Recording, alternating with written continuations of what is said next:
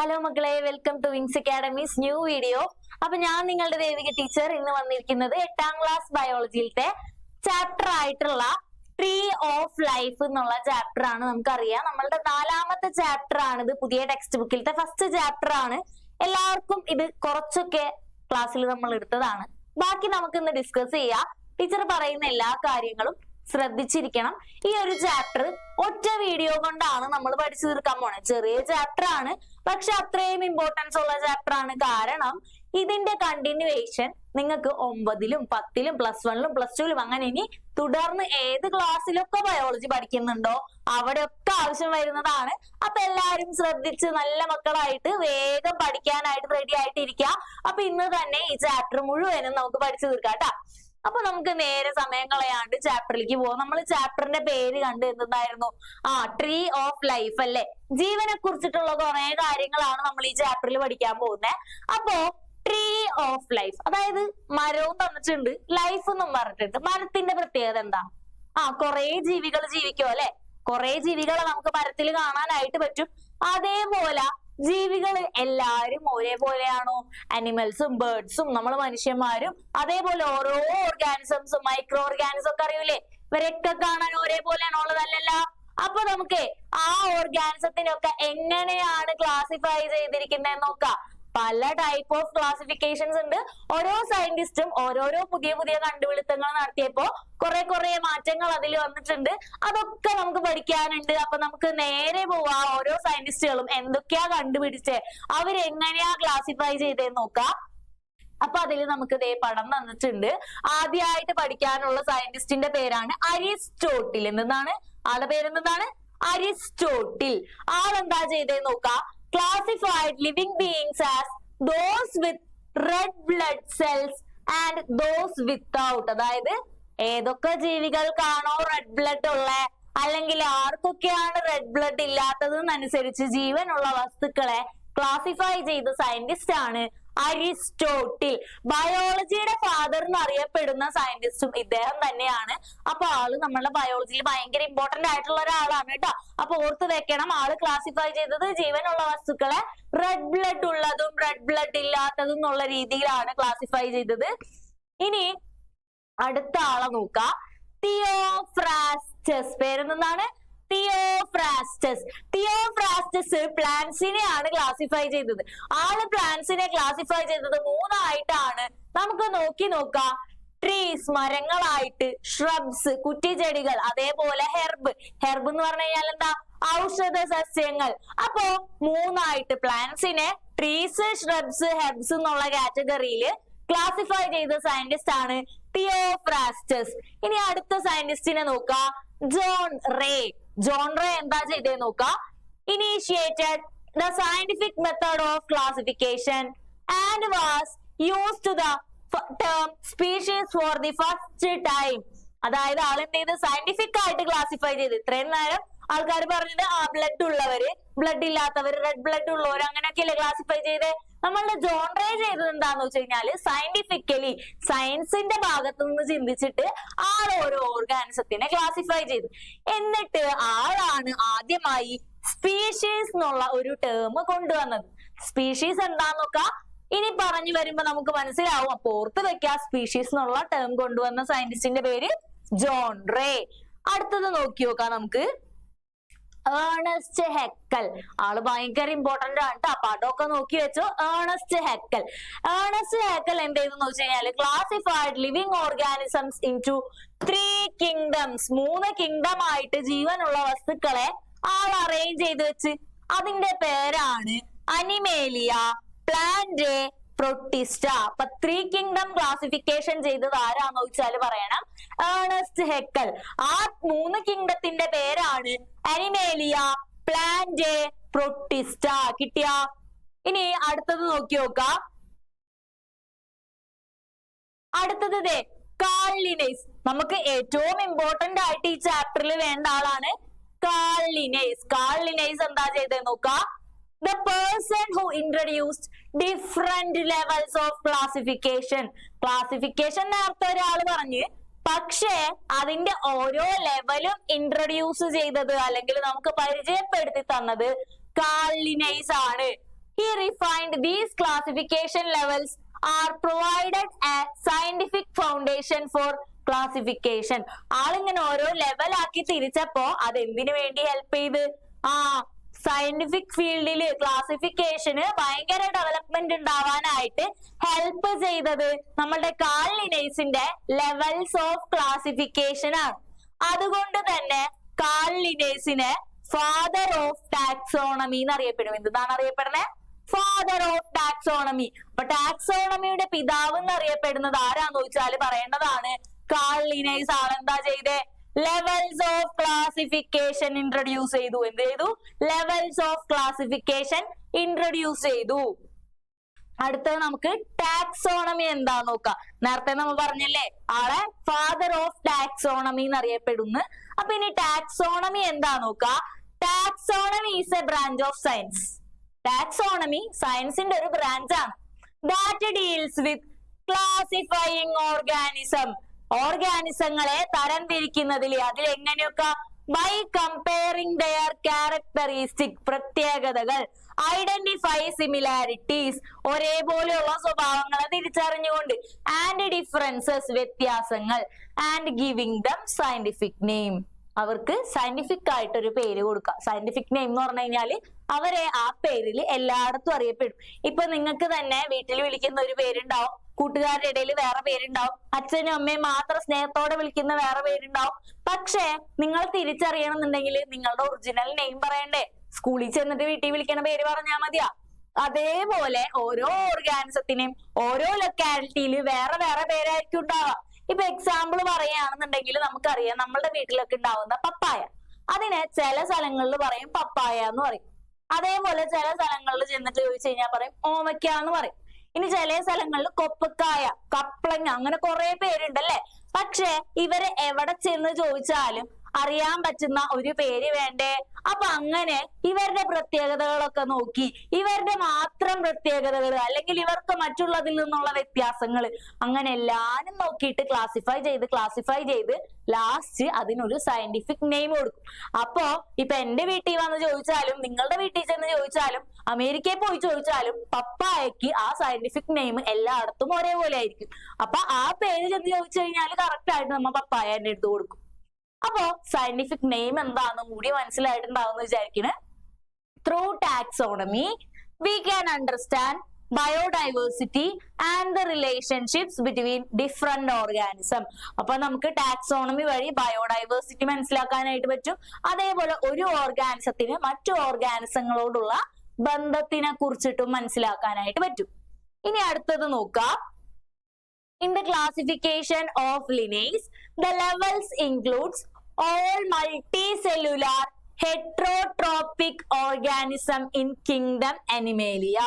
അപ്പൊ അനിമേലിയയിൽ വരുന്ന ആൾക്കാരുടെ പ്രത്യേകത അവിടെ പറയാണ് മൾട്ടി സെല്ലുലാർ ആയിരിക്കും, ഒന്നിൽ കൂടുതൽ സെല്ലുകൾ ഉണ്ടാവും. അതേപോലെ ഹെട്രോട്രോപ്പിക്, ഫുഡിന് വേണ്ടി മറ്റുള്ളവയെ ആശ്രയിച്ച് ജീവിക്കുന്ന എല്ലാ ജീവികളെയും നമ്മളെ Linnaeus എഴുതിപ്പെടുത്തി, അനിമേലിയയിൽ പെടുത്തി. The level just below the kingdom is called phylum. ഇനി കിങ്ഡത്തിന് താഴെയുള്ള ലെവലിനെ, കിങ്ഡത്തിന്റെ തൊട്ട് താഴെ വരുന്ന ലെവലിനെ ഫൈലം എന്ന് വിളിച്ച്. എന്താണ് വിളിച്ചത്? ഫൈലം. ഇനി നോക്കാം.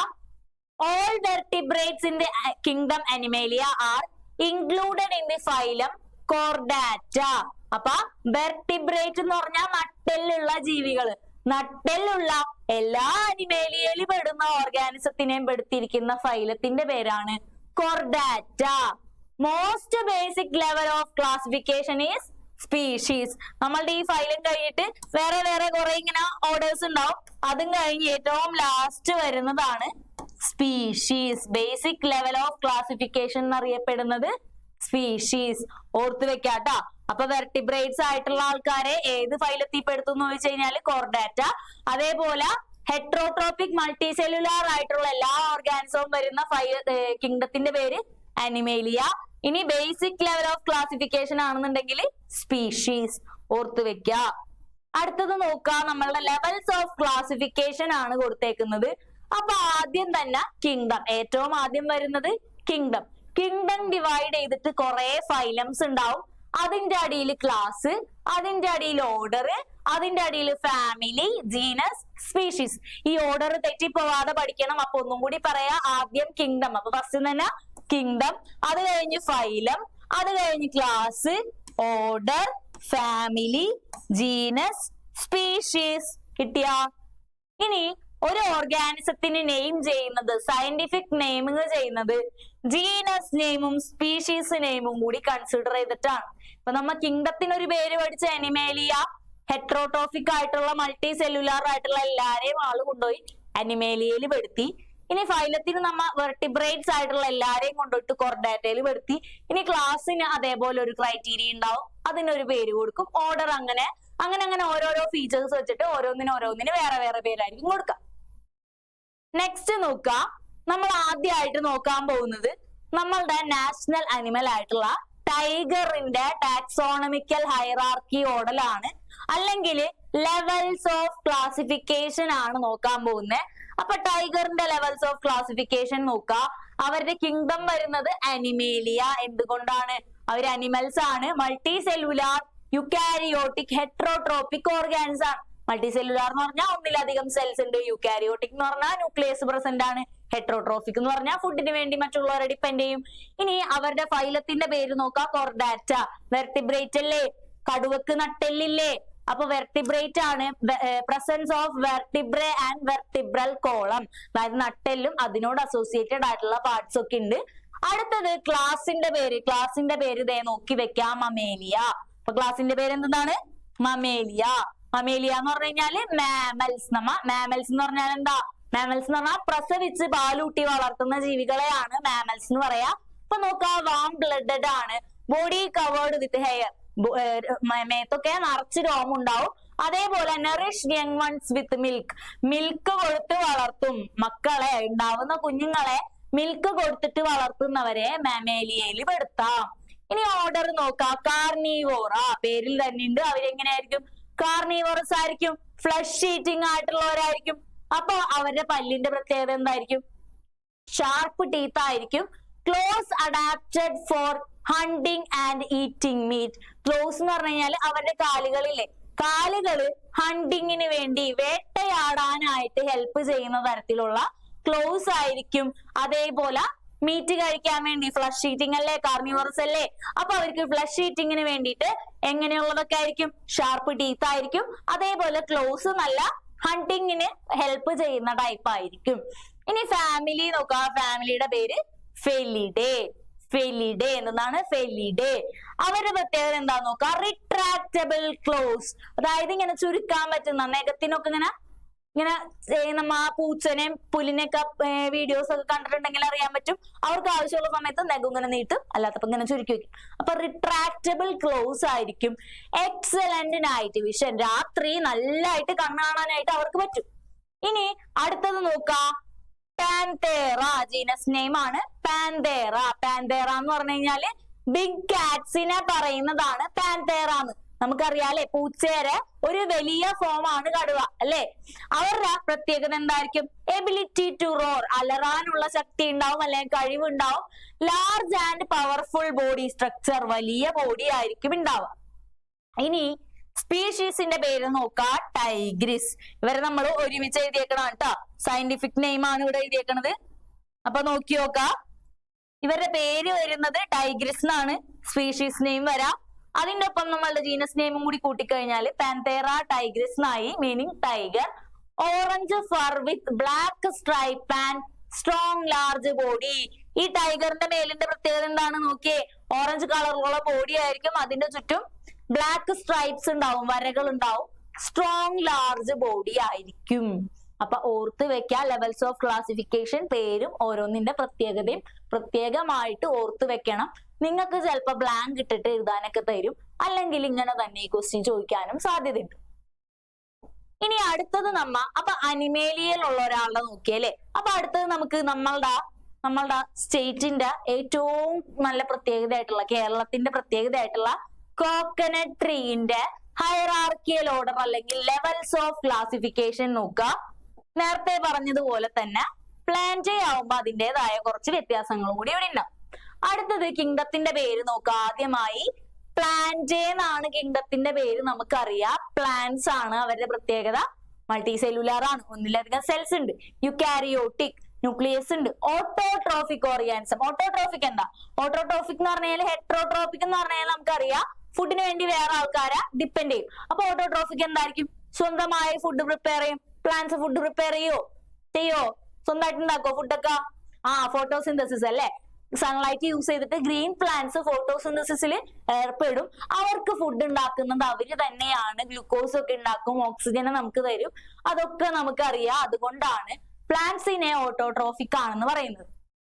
ഇനി അവരുടെ ഡിവിഷൻ നോക്കാം. മാഗ്നോലിയോഫൈറ്റ എന്ന് പറഞ്ഞു കഴിഞ്ഞാല് ഫ്ലവറിംഗ് പ്ലാന്റ്സിനെ പറയുന്നതാണ്. പ്ലാന്റ്സ് വിത്ത് സീഡ് എൻക്ലോസ്ഡ് ഇൻസൈഡ് ഫ്രൂട്ട്സ്. അതായത് സീഡ് ഉണ്ടാവും അകത്ത്, ഫ്രൂട്ട്സ് വെച്ചിട്ട് പൊതിഞ്ഞു വെച്ചേക്കായിരിക്കും. ഇനി ക്ലാസിന്റെ പേര് നോക്കാം. ലിലിയോപ്സിഡേ. അവരുടെ പ്രത്യേകത എന്താ? മോണോകോട്ടിലിഡൺ ആയിരിക്കും. അവരുടെ ലീവ്സ് എങ്ങനെയായിരിക്കും? പാരലൽ ലീഫ് വെനേഷൻ ആയിരിക്കും. അതായത് ഒരു ഇല എടുത്തു കഴിഞ്ഞാൽ അതിന്റെ വിനേഷൻ, വെയിൻസ് പോയിരിക്കുന്നത് പാരലലി ആയിരിക്കും. ഇനി റൂട്ട് എങ്ങനെയായിരിക്കും? ഫൈബറസ് റൂട്ട് ആയിരിക്കും. എങ്ങനെയായിരിക്കും? ഫൈബറസ് റൂട്ട് ആയിരിക്കും. ഇനി ഓർഡറിന്റെ പേര് നോക്കാം. അരിക്കെയിൽസ്. എന്താണ്? Arecales. Plants with long and hard stem. തെങ്ങിന്റെ പ്രത്യേകത എന്താണ് മക്കളെ? തെങ്ങിന്റെ പ്രത്യേകത എന്താണ്? വലിയ തണ്ടാണ്, അല്ലെങ്കിൽ സ്റ്റെം ലോങ് ആണ്, അതേപോലെ സ്ട്രോങ് ആയിട്ടുള്ള സ്റ്റെം ആണ്. അതാണ് അവിടെ പറയുന്നത്. ഇനി നെക്സ്റ്റ് നോക്കാം. ഫാമിലി അരിക്കേഷ്യേ.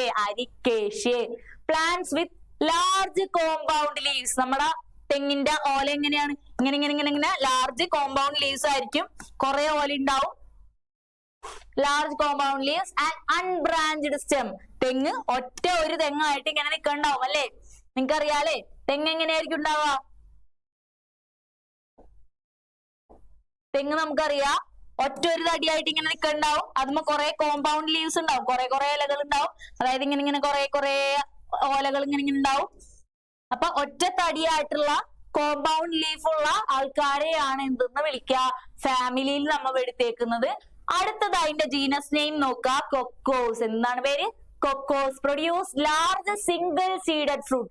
തേങ്ങ ഒറ്റക്കല്ല ഉണ്ടാവുക, വലിയ സീഡല്ലേ അത്. അതുകൊണ്ടാണ് അവരെ കൊക്കോസ് എന്ന് വിളിച്ചത്. ഇനി അതിന്റെ സ്പീഷീസ് നെയിമും ജീനസ് നെയിമും കൂടെ ഒരുമിച്ച് എഴുതിയേക്കുന്നതാണ് Cocos nucifera. That means coconut. Produce fruits with hard shell. Hard shell എന്ന് പറഞ്ഞാല് ചിരട്ട ഭയങ്കര കട്ടിയല്ലേ? അപ്പൊ ഹാർഡ് ഷെല്ലാണ്. Fibrous husk. അതിന്റെ ചകിരി നല്ല ഫൈബർ ആണല്ലേ? With a liquid and solid endosperm inside. തേങ്ങയുടെ അകത്ത് എന്തുണ്ടാവും? കാമ്പും ഉണ്ടാവും, വൈറ്റ് കളറിലുള്ള കാമ്പും ഉണ്ടാവും. അതേപോലെ എൻഡോസ്പെർം ആയിട്ട് ലിക്വിഡ് ആയിട്ട് കാണുന്ന തേങ്ങ വെള്ളവും ഉണ്ടാവും. അതുകൊണ്ട് അവരെ കൊക്കോസ് ന്യൂസിഫെറ എന്ന് വിളിക്കുന്നു. കിട്ടിയാ? അടുത്തത് നോക്കാം. അപ്പൊ നമ്മ ഇത്രയും നേരം പ്ലാന്റ്സിന്റെ ആനിമൽസിന്റെയും ക്ലാസിഫിക്കേഷൻ ഒക്കെ പറഞ്ഞു. പക്ഷേ ഇതിൽ പെടാത്ത കുറച്ച് പേരില്ലേ? പ്ലാന്റും അല്ല ആനിമലും അല്ലാത്ത കുറച്ച് ജീവികൾ നമ്മളുടെ ഭൂമിയിലില്ലേ? അപ്പൊ അവരെ കുറിച്ചിട്ടാണ് അടുത്ത് പറയുന്നത്. ആദ്യത്തെ ആളാണ് ബാക്ടീരിയ. ആരാണ്? ബാക്ടീരിയയുടെ പ്രത്യേകത എന്താ? യൂണിസെല്ലുലാർ ആയിരിക്കും, ഒരു സെല്ലേ ഉണ്ടാവുള്ളൂ. പ്രോകാരിയോട്ടിക് ആണ്, അവർക്ക് ന്യൂക്ലിയസ് ഉണ്ടാവൂല. ഇനി അടുത്ത ആളുടെ പേര് നോക്കാം. പാരാമീസിയം എന്ന് പറഞ്ഞു കഴിഞ്ഞാല് വേറൊരു മൈക്രോ ഓർഗാനിസം ആണ്. മൈക്രോസ്കോപ്പിൽ കൂടി മാത്രം കാണാൻ പറ്റുന്ന ഓർഗാനിസം ആണ്. അവരും യൂണിസെല്ലുലാർ ആയിരിക്കും.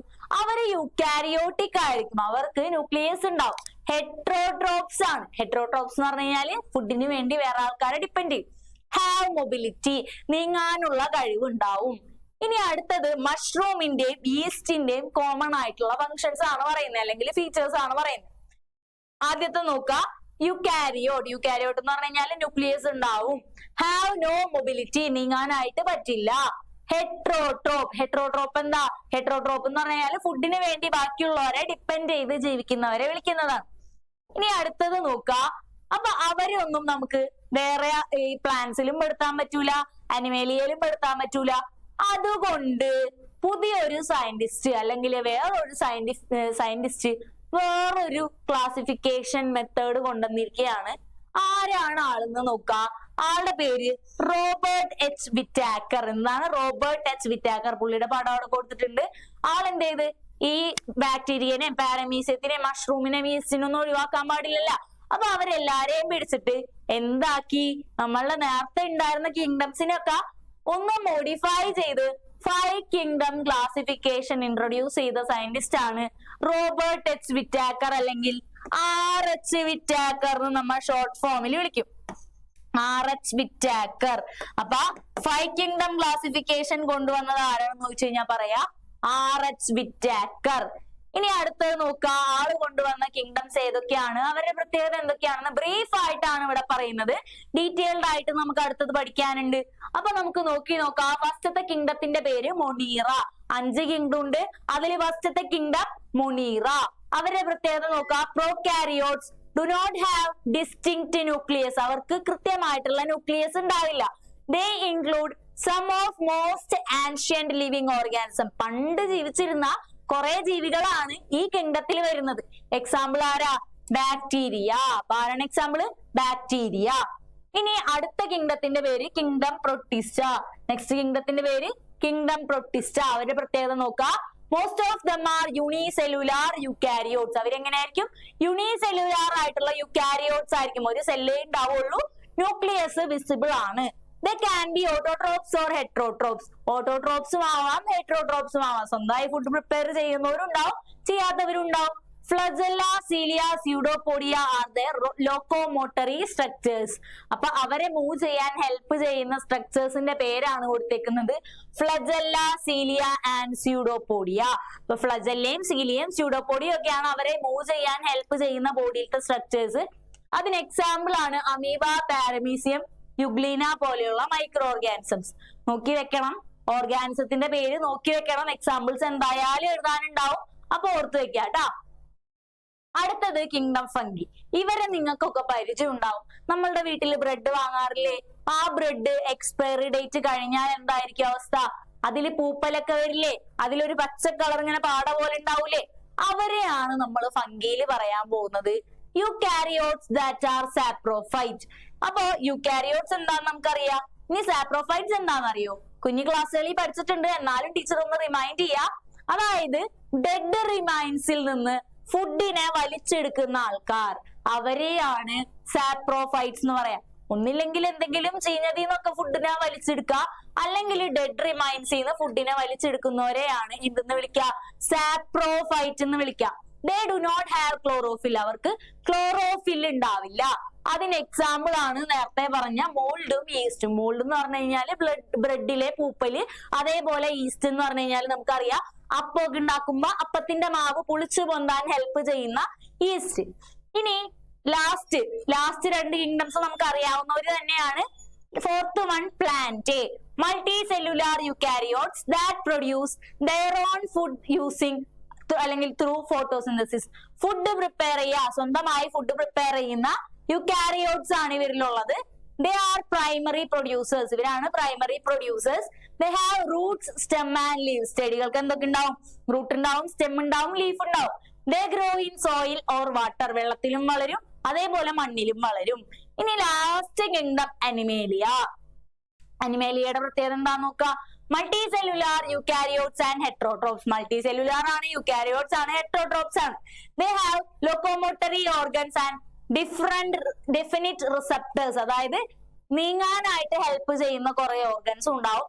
പിന്നെ അതേപോലെ വരുന്ന സ്റ്റിമുലികളെ അല്ലെങ്കിൽ വരുന്ന ആവേഗങ്ങളെ റിസീവ് ചെയ്യാനുള്ള റിസപ്റ്റേഴ്സും ഉണ്ടാവും.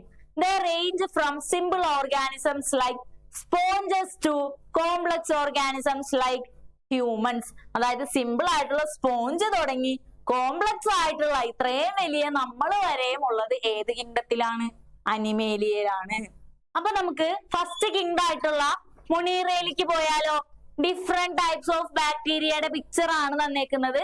അപ്പൊ നോക്കാം. Monera is the group of simplest and most ancient organism. പണ്ട് മുതലേ കണ്ടുവരുന്ന ഏറ്റവും സിംപ്ലസ്റ്റ് ആയിട്ടുള്ള ഓർഗാനിസത്തിനെ പെടുത്തുന്ന കിങ്ഡം ആണ് Monera. They are unicellular and prokaryotic. Unicellular ആണ്, ഒറ്റ സെല്ലേ ഉള്ളൂ. പ്രോകാരിയോട്സ് ആണ്, ന്യൂക്ലിയസ് ഇല്ല. The main organism included in this group are bacteria. ഇതില് മെയിൻ ആയിട്ട് വരുന്നത് ബാക്ടീരിയ ആണ്.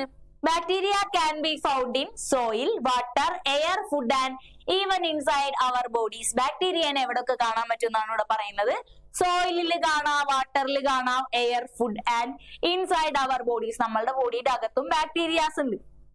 They play an important role in nutrient cycles and nitrogen fixation in soil.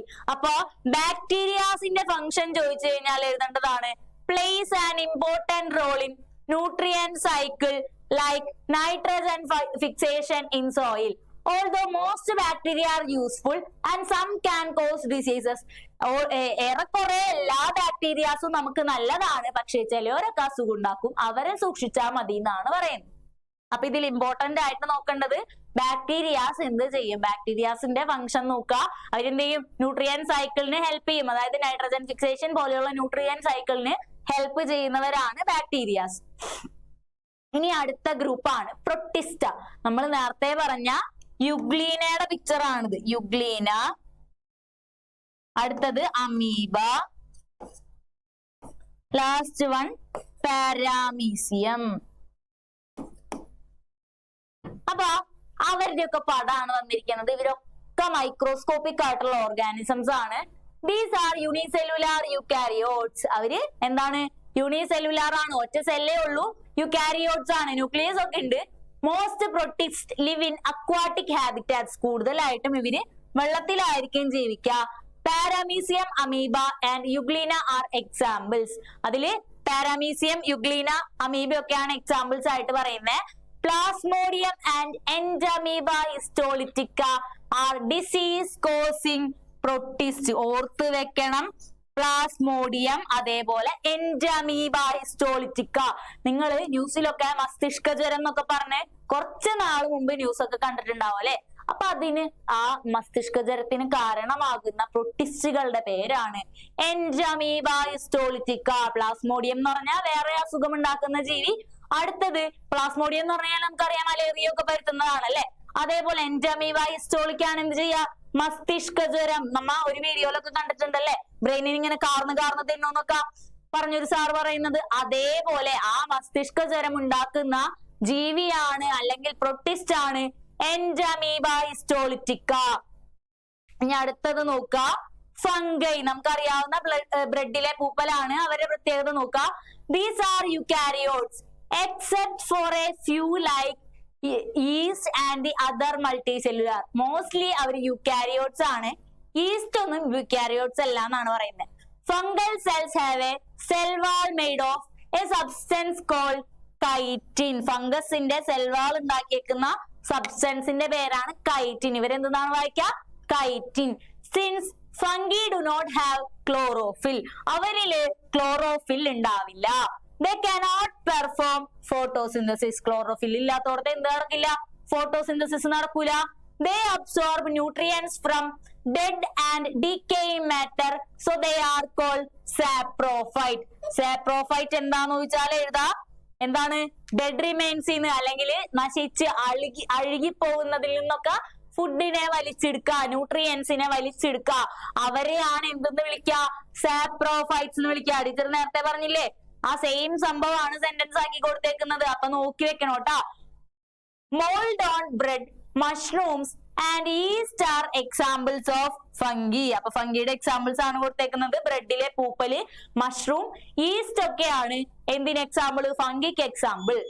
ഇനി edible mushroom east used in baking and preparation of wine and alcohol are useful fungi. അപ്പൊ നമ്മളുടെ ഫംഗിയുടെ uses ആണ് പറയുന്നത്. Edible mushroom, കഴിക്കാൻ പറ്റുന്ന mushroom. അതേപോലെ east. East എന്ന് പറഞ്ഞു കഴിഞ്ഞാല് അപ്പം പുളിപ്പിക്കാൻ, അപ്പത്തിന്റെ മാവ് അല്ലെങ്കിൽ കേക്ക് ഒക്കെ ഉണ്ടാക്കുമ്പോ മാവിനെ പൊന്താൻ ഹെൽപ്പ് ചെയ്യും. അതേപോലെ വൈൻ ഉണ്ടാക്കാൻ, ആൽക്കഹോൾ ഒക്കെ ഉണ്ടാക്കാനായിട്ട് ഉപയോഗിക്കുന്നത് ഫംഗസുകളെയാണ്. Some fungi can cause diseases such as candidiasis and ringworm. അപ്പൊ ചില ഫംഗികൾ രോഗം ഉണ്ടാക്കും. കാൻഡിയാസിസ് അതേപോലെ റിംഗ്വേം പോലെയുള്ള രോഗങ്ങളൊക്കെ ഉണ്ടാക്കുന്ന ഫംഗികളും ഉണ്ട്. അടുത്തത് നോക്കാം, ബൈനോമിയൽ നോമൻക്ലേച്ചർ. അപ്പൊ നമുക്ക് പുതിയതായിട്ടുണ്ടായിരുന്ന 3 കിങ്ഡത്തിനെ കുറിച്ച് പഠിച്ചു കഴിഞ്ഞു. പ്ലാന്റേയും അനിമേലിയയും നമുക്ക് ഓൾറെഡി അറിയാം. അപ്പൊ അതുകൊണ്ട് ബൈനോമിയൽ നോമൻക്ലേച്ചർ ഇതാണ് ടീച്ചർ പറഞ്ഞ scientific naming method. Scientific naming method എന്തെന്നാണ് പറഞ്ഞിരുന്നത്? സയന്റിഫിക് നെയിമിംഗ് മെത്തേഡ് എന്ന് പറഞ്ഞു കഴിഞ്ഞാൽ എവിടെ ചെന്ന് ചോദിച്ചാലും ഒരേ പേരായിരിക്കും. അപ്പൊ അതിനെ വിളിക്കുന്നതാണ് ബൈനോമിയൽ നോമൻക്ലേച്ചർ. നേരത്തെ ഫസ്റ്റ് തന്നെ ലെവൽസ് ഓഫ് ക്ലാസിഫിക്കേഷൻ പറഞ്ഞപ്പോ ഞാൻ പറഞ്ഞിരുന്നത് ജീനസ് നെയിമും സ്പീഷീസ് നെയിമും എടുത്തിട്ടാണ് ഒരു ഓർഗാനിസത്തിനെ നമുക്ക് ശരിക്കും സയന്റിഫിക് നെയിമിംഗ് ചെയ്യാം. അപ്പൊ ഒരു നെയിമിന് തന്നെ രണ്ട് പാർട്ട് ഉണ്ടാവും അല്ലെ, ജീനസ് നെയിമും ഉണ്ടാവും സ്പീഷീസ് നെയിമും ഉണ്ടാവും. അതുകൊണ്ടാണ് അവരെ ബൈനോമിയൽ നോമൻക്ലേച്ചർ എന്ന് വിളിക്കുന്നത്. ബൈ എന്ന് പറഞ്ഞാൽ എത്ര? രണ്ടല്ലേ. അപ്പൊ പേരിന് രണ്ട് പാർട്ട് ഉള്ളത് കൊണ്ടാണ് അവരെ ബൈനോമിയൽ നോമൻക്ലേച്ചർ എന്ന് വിളിക്കുന്നത്. അപ്പൊ നമുക്ക് നോക്കാം. It was Carl Linnaeus who developed the method of naming organisms scientifically. Scientific ആയിട്ട് നെയിം കൊടുക്കുന്നത് ആരാ കണ്ടുപിടിച്ചേ? കാൾ ലിനേസ് ആണ് കണ്ടുപിടിച്ചത്. This scientific method of naming were the genus name come first. ആദ്യം തന്നെ ആര് വരും? ജീനസിന്റെ പേര് വരും. അത് കഴിഞ്ഞ് ആരാ? സ്പീഷീസ് നെയിം വരും. അതുകൊണ്ടാണ് ഒരു പേരിന് രണ്ട് പാർട്സ് ഉള്ളത് കൊണ്ടാണ് ഇവരെ നമ്മൾ ബൈനോമിയൽ നോമൻക്ലേച്ചർ എന്ന് വിളിക്കണേ. അപ്പൊ ആദ്യം വരുന്നത് ആരായിരിക്കും? ജീനസ് നെയിം ആയിരിക്കും വരാ. രണ്ടാമത് വരുന്നത് സ്പീഷീസ് നെയിം ആയിരിക്കും വരാ. അതുകൊണ്ടാണ് ബൈനോമിയൽ നോമൻക്ലേച്ചർ എന്ന് സയന്റിഫിക് നെയിമിങ്ങിനെ അറിയപ്പെടുന്നത്. അപ്പൊ കൂടുതൽ അതിന്റെ ഡീറ്റെയിൽസ് നോക്കുക. അതിന് കുറച്ച് റൂൾസ് ഒക്കെ ഉണ്ട്. അപ്പൊ ആ റൂൾസ് നമ്മളുടെ ടെക്സ്റ്റിൽ ഇതേപോലെയാണ് തന്നേക്കുന്നത്. റൂൾസ് ഒന്നും കാണാണ്ട് പഠിക്കണ്ട, പക്ഷേ നമുക്ക് എഴുതാനായിട്ട് അറിയാം. അപ്പൊ നമുക്ക് നോക്കാം. In the scientific naming system, the name of an organism should have two parts. Scientific naming il oru organismത്തിന്റെ പേരിന് രണ്ട് parts ഉണ്ടാവും. The first part of name is the genus name. First part എന്തായിരിക്കും? ജീനസിന്റെ പേരായിരിക്കും. Second part is the species name. രണ്ടാമത്തെ part species name ആയിരിക്കും. When writing the scientific name in English, Englishൽ scientific name എഴുതുമ്പോ the genus name should begin with capital letter. അപ്പൊ genus name എഴുതുമ്പോ എന്ത് എഴുതണം? Capital ലെറ്ററിൽ വേണം തുടങ്ങാനായിട്ട്. The scientific name should printed on italics. Italics എന്ന് പറഞ്ഞാൽ ഇങ്ങനെ ചെരിച്ചെഴുതാം. ചെരിച്ചെഴുതുന്നതിനെയാണ് italics എന്ന് പറയാ. അപ്പൊ ഫസ്റ്റ് തന്നെ ജീനസ് നെയിം തുടങ്ങുന്ന ലെറ്റർ ക്യാപിറ്റൽ ആയിരിക്കണം. അതേപോലെ എല്ലാരും ഇറ്റാലിക്സിലായിരിക്കണം എഴുതേണ്ടത്, ചെരിച്ചായിരിക്കണം എഴുതേണ്ടത് എന്നാണ് പറയുന്നത്. ഇത്രയും റൂൾസേ ഉള്ളൂ. അപ്പൊ ഇതനുസരിച്ച് വേണം നമ്മൾ പേര് എഴുതാനായിട്ട് എന്നാണ് പറയണേ. അടുത്തത് നോക്കാം, മെത്തഡോളജി ഓഫ് മോഡേൺ ക്ലാസിഫിക്കേഷൻ. അപ്പൊ എന്താണ് മോഡേൺ ക്ലാസിഫിക്കേഷന്റെ മെത്തേഡ്സ് നോക്കുക. According to modern classification methods, they do not even belong to same family. Modern classification വെച്ചിട്ട് എല്ലാരും ഒന്നും സെയിം ഫാമിലിയിൽ വരില്ല. The non-flowering salvinia belongs to the family Salviniaceae. അപ്പൊ നോൺ ഫ്ലവറിംഗ് ആയിട്ടുള്ള സാൽവീനിയെ വരുന്ന ഫാമിലിയുടെ പേര് Salviniaceae, which includes plants like Azolla. അതിലുള്ള വേറൊരു പ്ലാന്റ് ആണ് Azolla. On the other hand, Wolffia is classified under the family Ericaceae. അപ്പൊ Wolffia നമ്മളുടെ ലോകത്തിലെ ഏറ്റവും കുഞ്ഞു പൂവായിട്ടുള്ള Wolffia വരുന്നത് Ericaceae എന്ന് പറഞ്ഞ ഫാമിലിയിലാണ്. which includes flowering plants like Anthurium. അവരില് ഫ്ലവറിംഗ് പ്ലാന്റ്സ് ആയിരിക്കും ഉണ്ടാവുക. വേറൊരു എക്സാമ്പിൾ ആണ് ആന്തൂറിയം.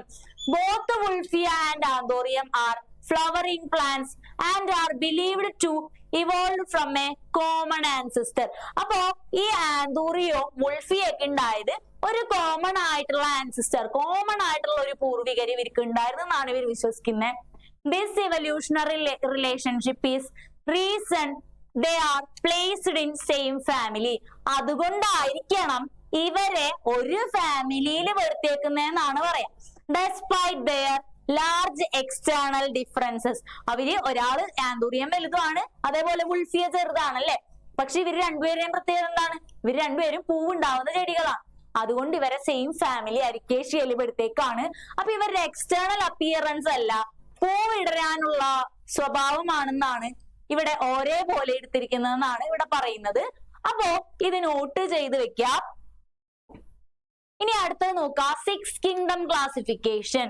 അപ്പോ ഇനിയും ക്ലാസിഫൈ ചെയ്യാൻ പറ്റുന്നതാണ് ഒരു സയന്റിസ്റ്റ് നമുക്ക് പറഞ്ഞു തരണേ.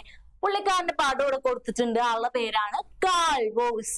The scientist Carl Woese introduced the 6 kingdom classification. നേരത്തെ ഒക്കെ നമ്മൾ ചെയ്തിരുന്നത് 5 kingdom ആയിരുന്നു. ഇപ്പൊ എവിടം വരെ എത്തി? 6th കിങ്ഡത്തിലേക്ക് എത്തി. The kingdom Monira was divided into 2 distinct kingdoms to form this system. അപ്പൊ നമ്മള് 5 കിങ്ഡത്തിൽ ഉണ്ടായിരുന്ന ആദ്യത്തെ ആളായിട്ടുള്ള മൊണീറേനെ വീണ്ടും ഡിവൈഡ് ചെയ്തിട്ട് രണ്ടെണ്ണാക്കി. Based on modern scientific observations, the kingdom Monira was split into Archaebacteria and Eubacteria. അപ്പൊ അതിൽ തന്നെ ബാക്ടീരിയാസ് ആയിരുന്നു പ്രോമിനന്റ് അല്ലെങ്കിൽ ഇമ്പോർട്ടന്റ് എന്ന് നമ്മൾ പറഞ്ഞിരുന്നു. അവരെ വീണ്ടും സ്പ്ലിറ്റ് ചെയ്ത് 2 കിങ്ഡംസ് ആക്കി. ഒരെണ്ണം ആർക്കി ബാക്ടീരിയ, രണ്ടാമത്തത് യു ബാക്ടീരിയ. അപ്പൊ പുതിയ കിങ്ഡംസ് എങ്ങനെയാണ് വരിക നോക്കുക. ഒരെണ്ണം അനിമേലിയ, അടുത്തത് പ്ലാന്റ്, ഫംഗി, പ്രൊട്ടിസ്റ്റ. അത് അതേപോലെ തന്നെ പുതിയതായിട്ട് വന്നത് യു ബാക്ടീരിയയും ആർക്കി ബാക്ടീരിയയും. ഇതിൽ നമുക്ക് പേര് മാത്രം പഠിക്കാനുള്ളൂ, കൂടുതൽ ഡീറ്റെയിൽസ് ഇല്ല. 6 കിങ്ഡം ക്ലാസിഫിക്കേഷനിൽ വരുന്നത് ആരൊക്കെയാണ്? Animalia, plant, archaebacteria, fungi, eubacteria, Protista. അടുത്തത് നോക്കുക. ഇനി നമുക്കായാലും എക്സ്റ്റേണൽ അപ്പിയറൻസ്.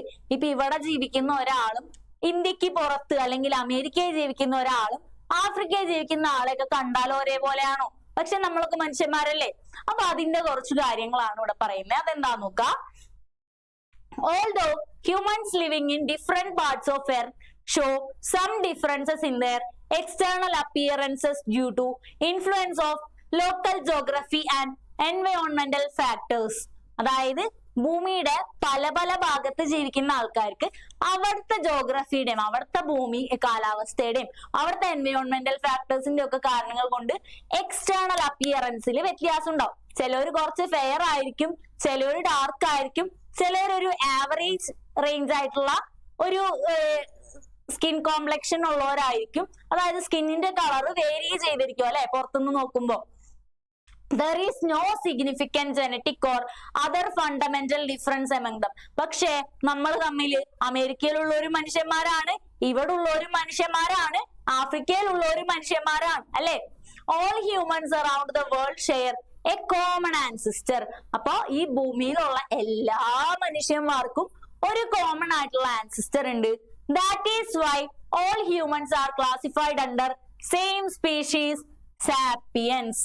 അപ്പൊ അതുകൊണ്ടാണ് നമ്മളെല്ലാവരും മനുഷ്യന്മാരെല്ലാവരും സാപ്പിയൻസ് എന്നുള്ള സ്പീഷീസിന്റെ അടിയിൽ വരുന്നത്.